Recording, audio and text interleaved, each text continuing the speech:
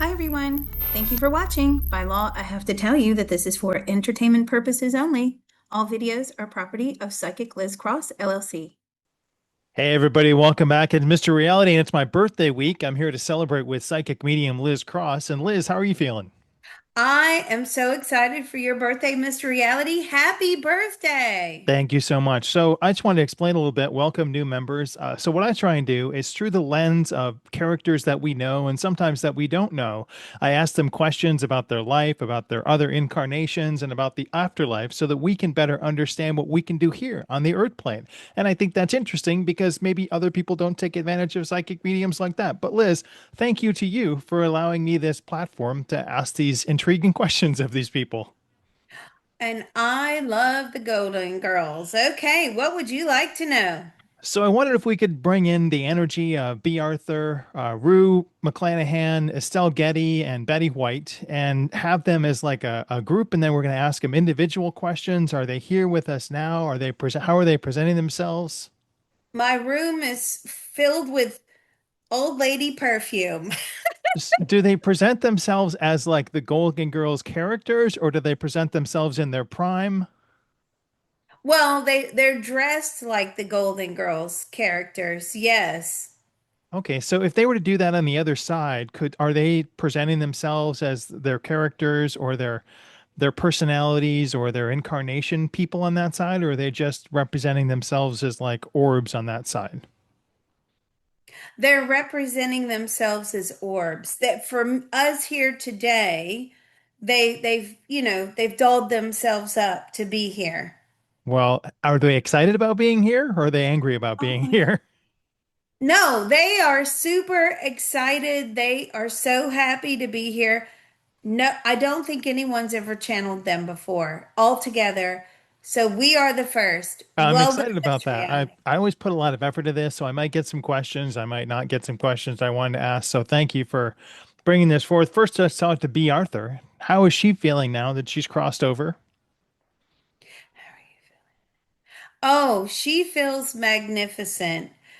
She is in spirit with not Stan, but whoever the love was, who is it? The love of her life in the real person. And she's also with her mother, who is not Sophia, obviously. She is with her mother and an auntie that she was very close to as well. So she was married to Robert Allen Arthur and Jean Sachs, and when she passed away, she donated $2 million dollars to the LGBTQ community. So I want to ask her about that. What motivated her for that donation? Did she ever feel like she was hiding her identity? Oh, and she's with Jean Sachs. What made you donate money to the LGBTQ community? She said it was the right thing to do. Why? And she's talking about it from the perspective of the AIDS, when that was a major, major problem Yeah, back in there was a the show that was a strong point in the series too about AIDS too. day. And so she was a proponent of that. It wasn't something that she was hiding in her own life. No, no. What was it And like growing up for, go ahead.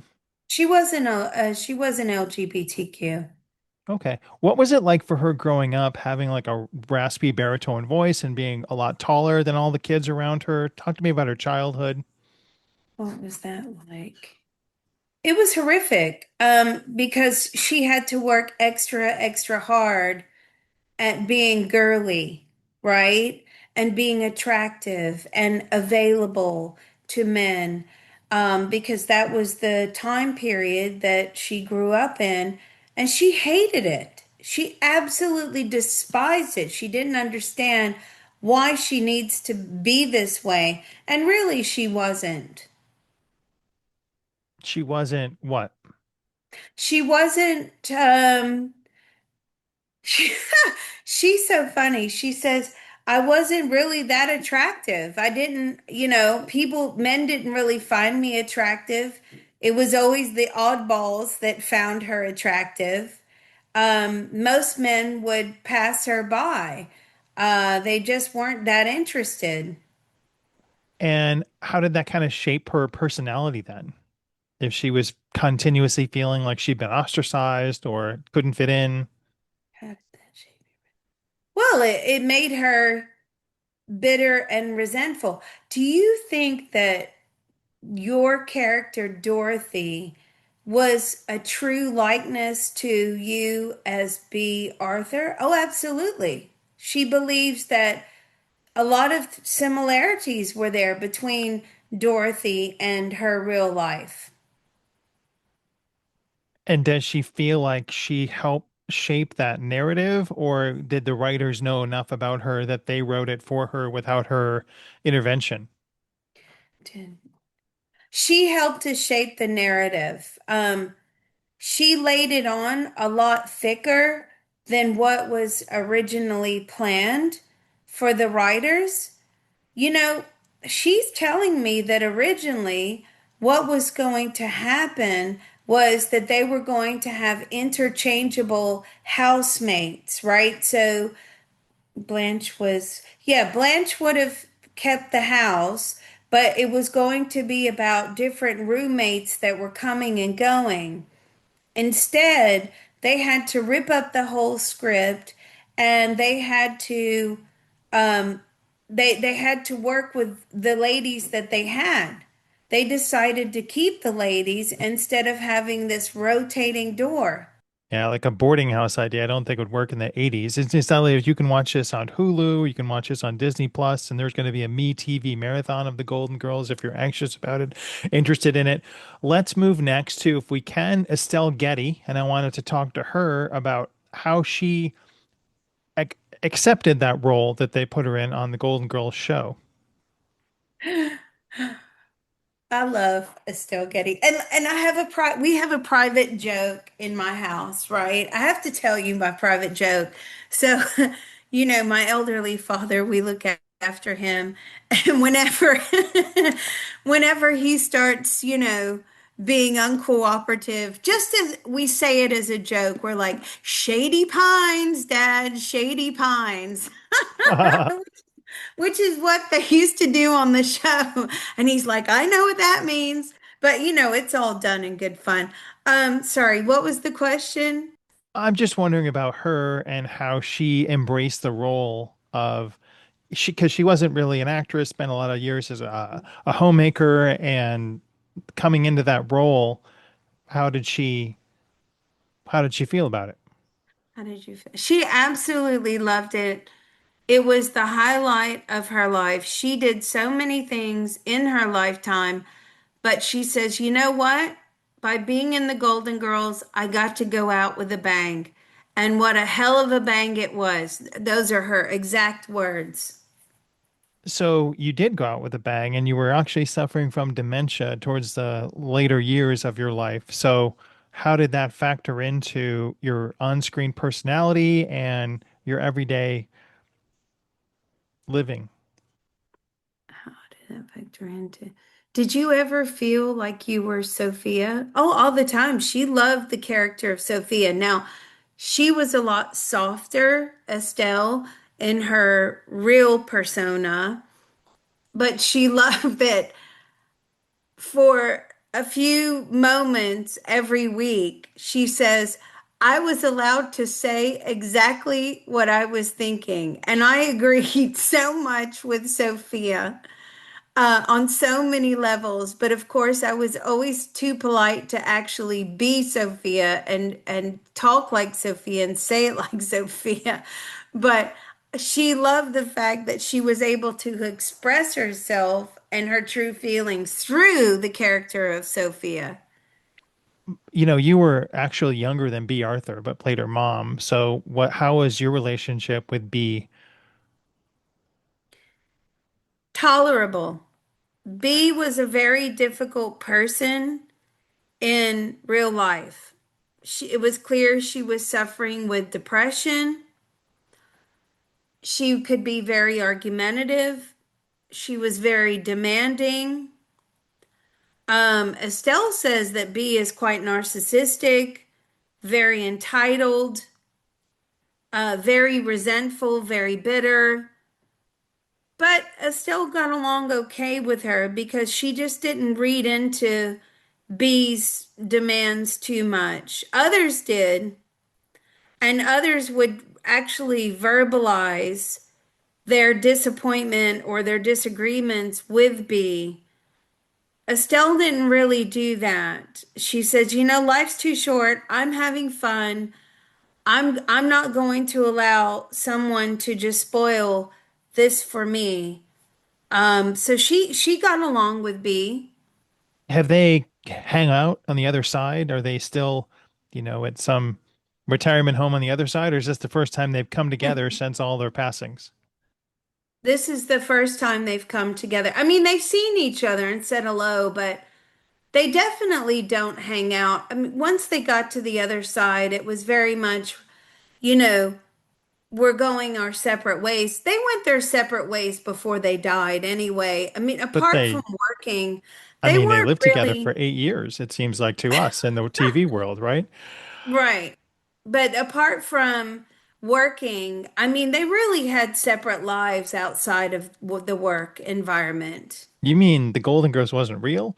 Okay, moving on to Rue McClanahan, we're moving alphabetically. I wanted to ask her what she's been doing on the other side since crossing over.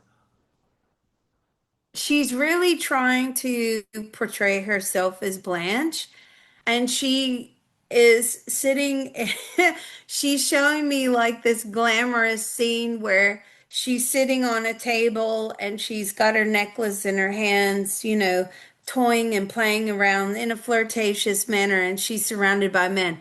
And I'm like, is that really the case? And she says no, but she's playing a joke with us. She is, yeah, she's so funny. She is over there with, who are you with? She's with, is that your husband? Because I feel like well, she said one of them. Well, what do you mean by one of them? Well, she had a few men here and there. But even when you were married, yeah, she had affairs. Um, but she's with a man over there now, and he's very handsome. She also likes horses. She's showing me that she's over there with one of the horses that she had when she was a child, when she was younger.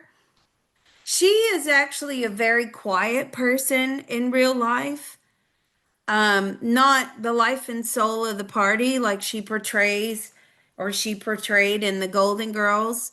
And she just likes her peace, her peace, her quiet. She doesn't actually really interact with that many people or that many souls on the other side. She keeps herself to herself. So, what percentage of Rue's time is spent planning for her next lifetime on the other side, day to day? What percentage of your time? About 95%. And is that like a daily cycle that you make a plan like we do down here? You make a to-do list. You think, I'll work on my personality for the next incarnation tomorrow. And then you work on that. You base, yes, like a to-do list, like one step at a time. You have to design who you're going to be, what you're going to look like, what type of personality are you going to have? Are you going to be male? Are you going to be female? Are you going to be LGBTQ? Are you going to, what kind of childhood, rich, poor?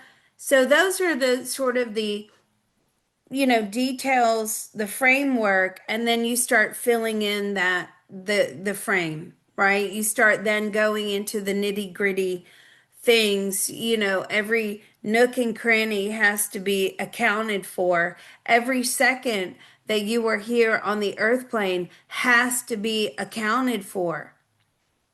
Is there procrastination on the other side for that plan, or are you working on it and then you get it done the next day? It could take hundreds of years to get your plan together. If you want to quantify it in Earth time, Okay. um, So, like the last week specifically, what has Rue McClanahan been working on vis-a-vis her incarnation in the next cycle? Specifically. her house, where she is going to live, she is going to come back in. through money, like a very money oriented family. They will have a large estate where they will all live in close proximity and they will have very large houses. And so at the moment, she's designing her house. What does she want? What doesn't she want? I feel that the house is going to be in Arizona. Why have you chosen Arizona? Because it's in close proximity to California. Apparently, there's a family business in California, and they're going to be extremely wealthy. So, like, do you plan your physical senses, whether or not you wear glasses, what color your eyes are, the emotion, the trauma that you'll have? All of that. Yes, and more. Like, what are some of the traumas that Rue McClanahan had in a past life that she's going to work on in the next incarnation? Ooh, what are some of the traumas you're going to work on? You know what? Being controlled by men. In past lives, and even in this last lifetime as Rue, men always tried to control her, and she hates that. She doesn't understand why people always have to have this need to control her. And so that's what she's going to, again, work on in the next lifetime. Okay, let's ask the same question for Bea Arthur. What is she working on for her next incarnation that might have been a trauma or a trigger for her in the life as Bea Arthur or in a previous incarnation? Depression. She can't shake the depression. What makes her Even depressed? being, Where's that root? yeah, even being Dorothy didn't shake her depression. It was like a temporary band-aid.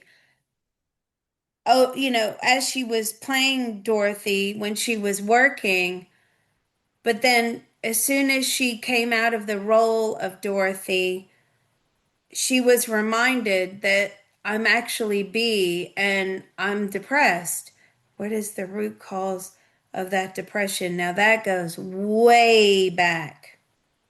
That goes back to almost like her first existence here on the earth plane as bacteria. She was a bacteria. She doesn't like the earth plane. She doesn't understand it. She doesn't want to really be part of it.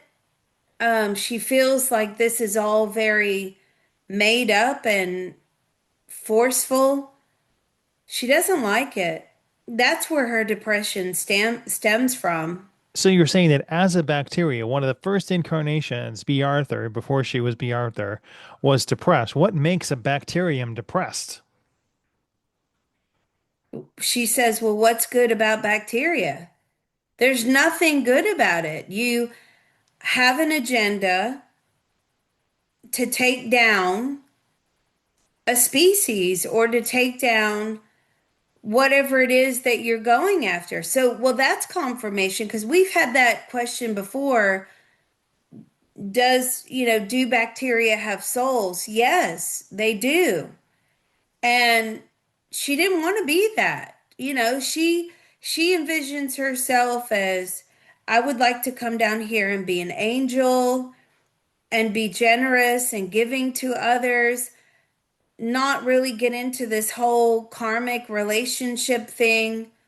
Um, because, of course, being a bacteria and invading a host, you immediately created your negative karmic loop, right? Because you took something down. So now there you go. You now in the next lifetime they've got to take you down, or you've got to now figure out how to get out of this karmic cycle.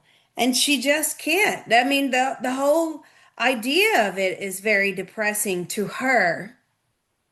All right, let's move on to Betty White, our final compatriot. And in her lifetime, she lived 18 days shy of 100 years.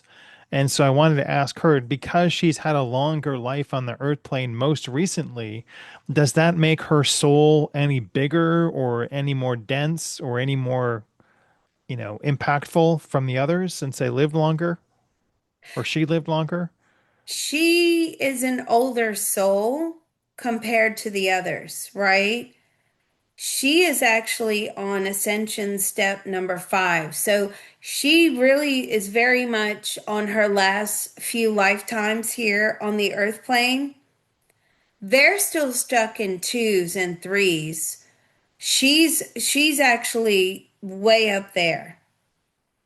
So is that, I mean, there was some animus between you and B, and you would always say that it's because you were so happy that B didn't like you. Was there a true row between the two of you? And can you explain now what it was? She said B was just a miserable so and so. No matter what you did, you couldn't cheer her up. She would have these moods where she was not even, you couldn't even talk to her. And who wants to turn up and be at work with someone who's miserable? I mean, look, I agree with that. I can understand where Betty White is coming from. Who wants to go to work and sit there in the energy field of someone that is completely a drag? But you did that and you planned for that. And so was the original plan for you to incarnate with these three and with B and these other, lower ascension step entities to bring them up in some way? Because let's say you're in a higher ascension level scale step. Not necessarily. There was nothing she could do to save B. She did try, and she wasn't going to change who she was in order to satisfy somebody's terrible mood. The reality is, the reason behind the show was instinctively these souls wanted to create happy moments, joy, laughter, forgiveness, good karma on the earth plane. And this was the modality to do so. You had a long, successful career outside of the Golden Girls too, so we're not denigrating that. You've been in television for, well over 1,000 years or whatever it was. So how do you feel that the Golden Girls maybe has changed people's perception of your other work that you've done?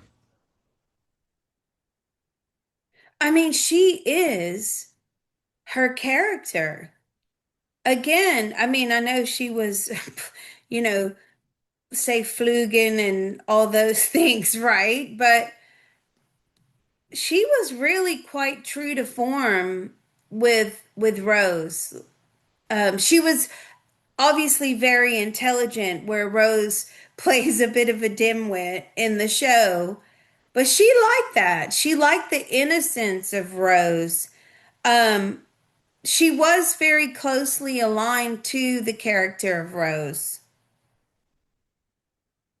Yeah, I think Alan Ludden passed away just 4 years before you became Rose. So you were a grieving widow, forced to play this character. Did you feel that like that helped shape you? Was it easier to act when you were feeling that way? Well, it was because it promoted more of an understanding for the audience who were probably in the same predicament as the Golden Girls, right? Because at that time, now I think the pendulum has shifted the other way, right? But at that time, a lot of men would die before their wives. I actually believe that has changed. I think we're starting to see more women die before their husbands or, partners, spouses, whatever. Um, I think so. Let's ask the girls that question. Is that actually true? Yes, it is. Yes, it is. And why do you think that is? Because women don't have any time to relax anymore. They're taking on triple the amount of stress that they used to back in the day when they only had to worry about one or two things, keeping everybody at home happy, making sure everybody was well cared for, keeping a clean house, cooking, but it was their own personal domain, right? Now, they may have lacked a lot of choices, they're saying, but the reality is what women are having to go through now, working, paying the bills, worrying about the kids, not being able to be, it's so contradictory to really, as they say, their personal thoughts, feelings, and opinions. It's a contradiction of who women were originally supposed to be. They were supposed to be the caregivers, the community caregivers as well, the volunteers. Everybody's looking out for one another. They brought kindness. They were supposed to look good. That has all changed. And the amount of pressure on women now to be financially as responsible as the men and still keep up with the cooking and the cleaning and the raising of the kids and the housework and all that, it's exhausting women and it's putting them in an early grave, is what they said. How many incarnations as a human has Betty White had? Ooh, how many have you had? She's up to about 800. 800. That might be Yeah. more than Buddha. So what now then does she have to work on? Not a lot. Her role is more about taking advantage of being able to be here on the earth plane and to spread happiness, to give people joyful moments. That's how she wants to leave out of here. And knowing that she was able to affect hundreds of thousands, if not millions of people. Now she's going to do this again. But what she's working on at the moment is how do I come back without a national TV channel? Are we not going to? I think national TV channels are dying out. Okay. I mean, I'll have to get a TikTok channel, I guess. yeah, will PBS survive? PBS in the future going out, we're looking 100, 150 years. PBS is not even going to be able to survive. Um, Everything is streaming, everything is digital. So she's trying to figure out where she's going to fit in order to maximize the impact of how do I reach many people? Are Will still you people watching the comfy Golden Girls from the 1980s and 2180? No. Will YouTube No. still be around? YouTube will survive. Will that be the main source? It will be. You're going to have YouTube surviving. YouTube, does it actually take over all the other stuff? No. You're going to have a lot of channel startups, network startups, and they're going to fade out fast because they just don't have the monopoly like YouTube has. All right, I almost want to get back to Estelle Getty and ask her about a poignant lifetime that she had and how many incarnations as a human has Estelle Getty had. How many lifetimes? She's about 300. That's And still a high number. So where is she at on the Ascension level? where are you at? She's only at a two. What does she need? Tell us about an interesting lifetime that you had, maybe hundreds and hundreds of years ago, that was poignant and where you had a problem and you had to come up with a solution for it. Well, she's talking about bird lifetimes. She says when I think about it, the bird lifetimes were my favorite. Now that interests me because when I do CTT sessions for people, we often always get or frequently we come across bird lifetimes over and over again.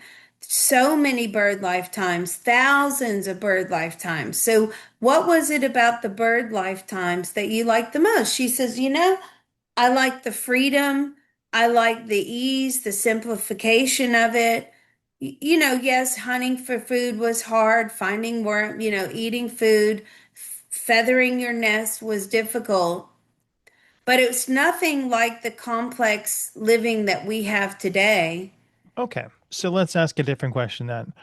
In her day-to-day activities, what percentage of her time is spent ruminating about past lifetimes that she's had, whether they were human or bird or other animal? What percentage do you spend ruminating? About 10%, but she is looking forward to the future. And do you share that with the others around you? How many in your soul cycle right now? Right now, there's about five of them in the soul family. And how about the people that watch your show? What does that do to your energy when we see you? Do you girls still know that your show's running? Oh, yeah, they know. And what does that do for you? There's a sense of pride there. They definitely, they definitely can connect to that. They like that. Now, what happens when the Golden Girls is no longer running? Does that sort of sense of pride fade out? It does. It does. How long before they stop running it? About another 20 years, and then they won't run it anymore. Well, you can get the DVD now, I'm sure. Let's ask Rue McClanahan about her past life that I want to see like a struggle in a past life. And I want her to tell us about another human past life that she's had, which really helped her grow. And like what the trauma was, how she overcame it. There was a past life where she was having difficulty having children, and that was very much expected of women back in hundreds of years ago. All of her children were stillbirths, and that was extremely difficult. Not one child survived. She felt like a failure, and she really had to take a lot of criticism from society. You're not counted as a contributor to the society if you're a female and you're not having children. So that was a very difficult lifetime. And she had to learn how to shut those critical voices out and create a space in her home. She didn't really go out much because she just didn't want to face the criticism or, being in social events where other people are with their children and their families, and she wasn't able to do that. She felt defective. She felt as if there was something very wrong with her. So in the end, she just refused to really go out and engage with the public and created a very warm, comforting space in the home. Now, her husband in that lifetime, ooh, because she had lots of affairs as Rue, but her husband in that lifetime, because she couldn't have children or the children didn't survive, he used that as an excuse to have all sorts of affairs and children by different women. And that was very embarrassing for her as well. Is she still in that soul cycle family, or is she cut ties with that philandering, no good Nardual? Uh, no, he was present in the past in this lifetime with Rue. He was, but the length of the relationship is definitely shorter instead of it being a lifelong prison sentence. Now, in the next lifetime, she's actually thinking about maybe going it alone and having children without a partner to raise the child. She's learning to be more self-sufficient. I don't need anybody. And if she's coming from an exceptionally wealthy background, I mean, that makes it very easy for her. Let's ask B how many incarnations as a human she's had Ooh, 400. and what level on the ascension ladder is she. Two. Why? I mean, we're coming across numbers that I don't think match with what they should be. So, what does she feel is the disconnect between her stepping to the next step on the ascension ladder? What does she need in order to get there? She has a lot of resistance to this whole setup. right? So that resistance really blocks her from climbing the ascension ladder. So she would have to move into a place of acceptance and let go of the resistance, is what I'm getting. And I'm like, even as I say that, she's shouting at me. She's like, stop it, stop it. Um, she definitely does not want to engage with this system. Are there things that you're not allowed to choose from to have in your next incarnation if you're not to a certain ladder step? Oh, absolutely. There's a lot of things that you are not allowed to access So maybe she unless doesn't know, but maybe I could have Betty tell us what things you can't get until you get to level 3. until you get to level three. Well, level three is definitely an easier existence than level two. You start to come out of this need for really heavy emotional relationships, sadness. You start to become more aware of the choices that you do have. You definitely live better financially. That is not easily accessed if you're stuck down in the low twos. So is there any way that Betty and B can make amends with each other now? Is there any like forgiveness or like, embrace that we can talk about or see? No, no, because as you said that, B pushed Betty away. And what is stemming from her animus? Where's that come from? She doesn't want to be convinced to participate. She's But not can't they interested. see the truth and can't they see that there's no subterfuge from what they're saying on the other side? I think B sees that. She just said, I see that. Doesn't mean I have to like it. How about from your own fake mother then? Can Estelle bring you closer to acceptance or maybe a challenge which will get you embracing in the next incarnation?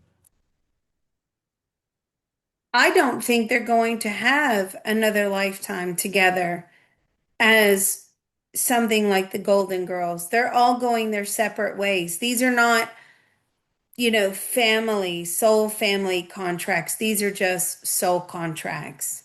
Well, They were just just here to entertain. There's no real negative karmic loop between them. That wasn't created here on the earth plane. They're not going to be together again. just maybe they won't. But can B. Arthur choose to be like a psychic medium in the next incarnation? Are there limitations in that? Like, what can she not do? Do you want to be a She could choose to be a psychic medium, but she and I'm like, how can you say that when you're sitting, you're standing here talking to me? She goes, I can say what I want. She's very feisty. Um, she was like, yeah, but I don't want to believe in that. And I'm thinking, well, but maybe if you created a lifetime where you embraced it, you would let go of so much of the resistance that you have and start to see a bigger picture than your individual self. She's like, you guys can have that. That's not for me. We sometimes come across souls that are like this. That's true. Yeah. Um, I guess we're going to talk to Rue McClanahan and ask her in her next incarnation, could she be a psychic medium? She could if she wanted to, but she likes being famous as well. She likes being rich. There's a certain amount of struggle. I'm like, yeah, you ain't kidding. There's a certain amount of struggle that comes with being a psychic medium, and she doesn't want that. For Betty, what more does she have to work on in her incarnations if she's like at like 800? That seems pretty high and yet still incarnating. Normally we see people off the charts there. Yeah, she only has a few rounds to go, but she enjoys it. She likes being here. She likes being happy. She's happy wherever she goes, right? So let's ask her this question. The animal rescue, the animal charities that you did, are you planning to do that again? Oh, absolutely. She loved doing the animal rescue. That was her purpose for living on the earth plane. So she I- will be doing that again. Is there any health problems you have to worry about for your soul on the other side? No. Are there any maintenance things that you have to do, like upkeep? You know, we brush our teeth, we take a shower. What are the types of things you have to do over there?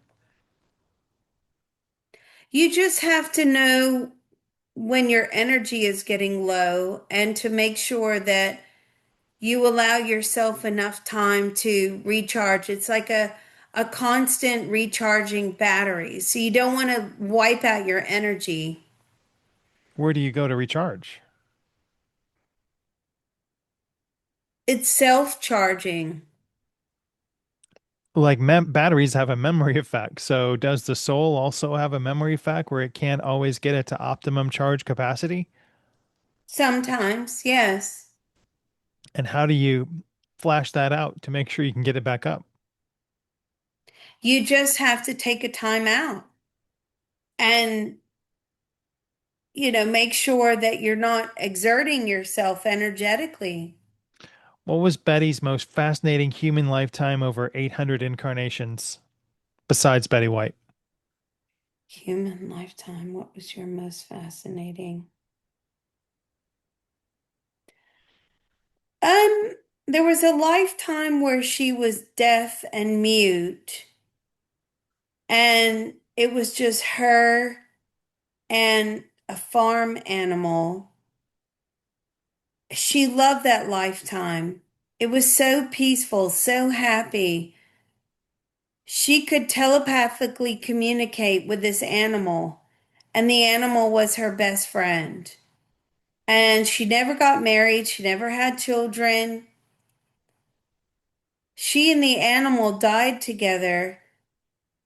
It was very, very cold, and she refused to leave the animal's side, and she froze to death with the animal. Did she, how far back was that? Oh, far back. At least 1500 to 2000 years. And has she been close with that animal since, or is it drifted apart? She has. She's had this animal in her last lifetime as Betty White, a dog. How does she interact with animals on the other side? Do they all have like their own contained horse space and dog space and cat space, or Mm-mm, no, she says they freely run amongst us. They don't have a separate spirit world for animals. and so around her now, Betty White, does she see other animals? Is she still present in that area where she lives, even though we've drawn her to your office space? Most of her energy is down here in the office space at the moment. What percentage? Only about 6% has remained in the spirit world. Wow, that's a strong pull that we have created here.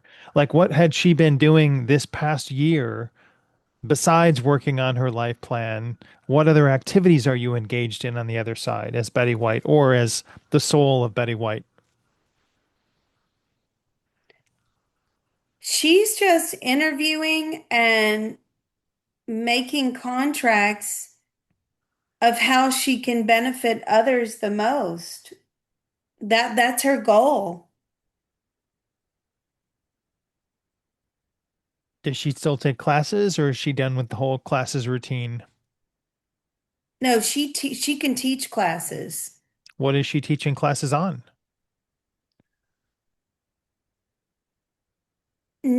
Zero expectations. So, what do you mean by that? Not expecting anything karmically in return from from helping another individual soul. but not Sounds creating negative karma for yourself either. But you're not expecting that karmic loop in a positive way, also. sounds like a very Zen Buddhist kind of approach to things, doesn't it? Mm, Is there any religion or religious classes you can go to on the other side? no.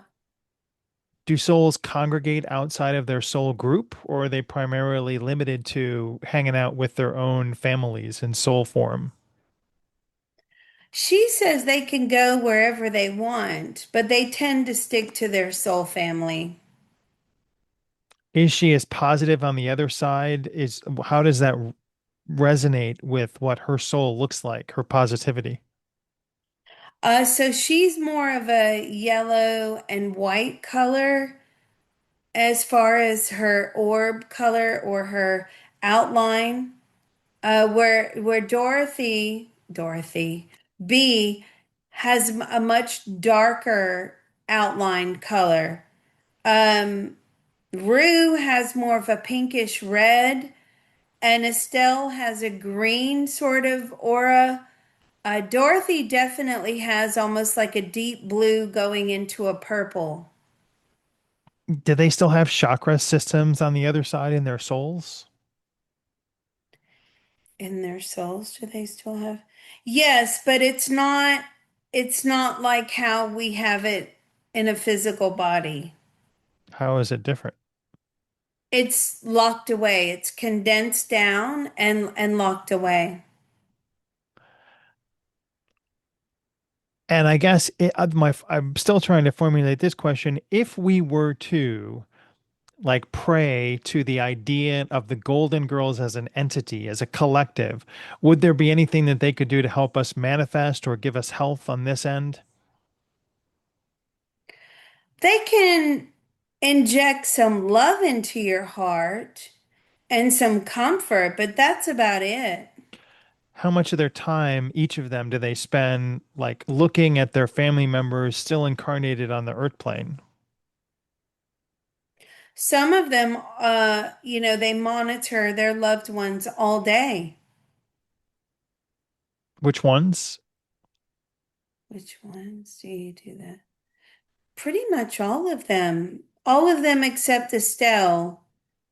I'm getting that a lot of her family are up there, but people that they've left behind, generations, yeah, they still look down upon them and watch over them. Does Betty White feel that she suffered any ill effects from 800 mind wipes, at least? No, she's okay with it. She loves it. All right. And I guess a final thought from all of them as a group. How do they feel about people still loving their image and loving their story and loving this show? They said, "Thank you for allowing us to live in your hearts, albeit very brief, and to bring you some joy, maybe at your most difficult times."